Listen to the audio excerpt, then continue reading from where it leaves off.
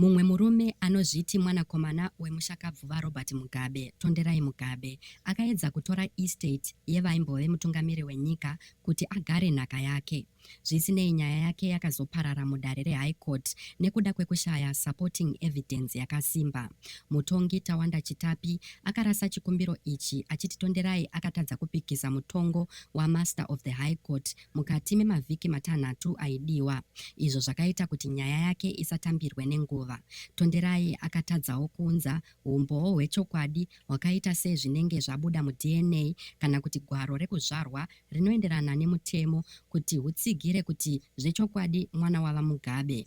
Achimiririrwa navaTM Zenda, Tonderai akati akaberekwa munguva yehondo yerusununguko kuMozambique. Baba vake ndi the late Robert Mugabe uye amai vake ndi Hilda Maeka.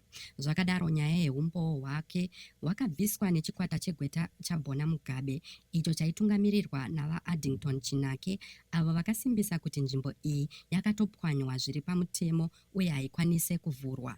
Nekutariswa kwakanyanya uye zvimhingamupinyi zvemutemo zvisingakundike, Tonderai akarasa chikumbiro chake ndokunzi abhadhare mari yaive yapambadzwa.